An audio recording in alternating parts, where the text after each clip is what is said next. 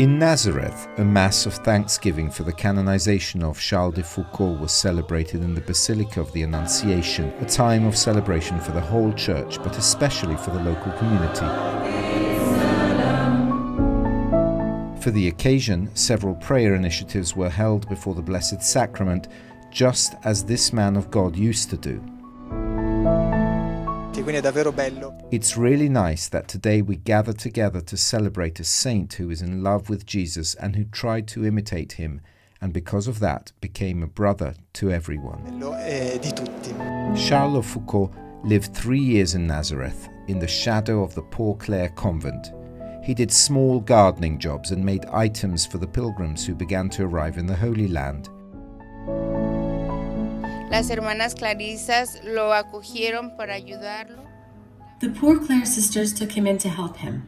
Mother Michelle, at that time abbess of the monastery, offered him a small place where he built a house, a small hut, and where he gathered in prayer in search of the truth.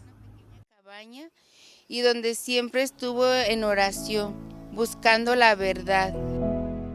In the entrance to the convent, the abbess shows us the small museum with some items belonging to the saint, the crucifix given by Mother Abbess, an icon made by him, and pieces of his hut. A man of essentiality, but also an example of universal brotherhood. He was not a generic brother, based only on good feelings, but he was a brother precisely because of his love for Christ, which opened to him the prospect of an encounter toward every person, regardless of the religious or ethnic affiliation.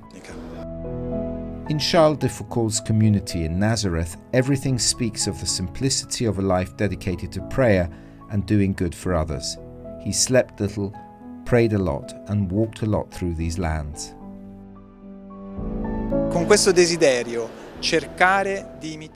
Over time, month after month, he discovered that he could live his desire for life of Jesus in Nazareth anywhere. A life of hiddenness, of silence, of contemplation together with the poor, the lost and the abandoned, and so he decided to live it among those people he considered most abandoned. In mezzo a quelle persone che lui considerava più abbandonate. The years in the Holy Land mark a watershed, a turning point, not only for the pages of the Gospel that spoke to him, but also for the maturing of his priestly vocation. It was precisely during the time he lived in Jerusalem at the Poor Clare monastery.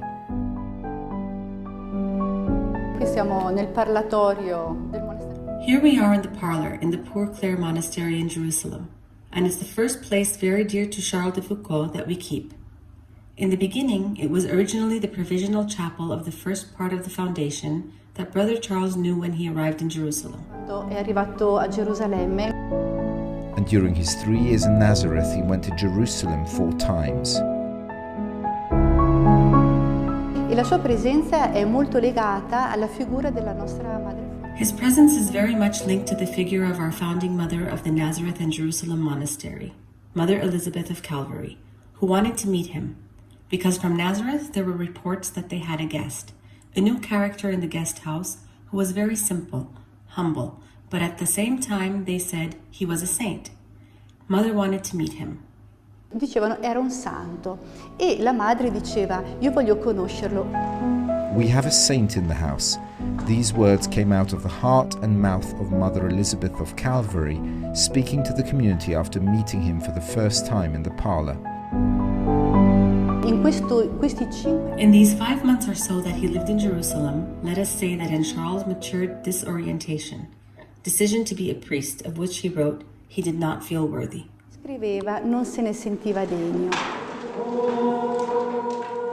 On the occasion of Charles de Foucauld's canonization, the Kehillah of Jerusalem and the Little Sisters of Jesus organized a prayer vigil at the Poor Clare monastery in Jerusalem, followed by an exhibition of objects he made during his stay at the monastery.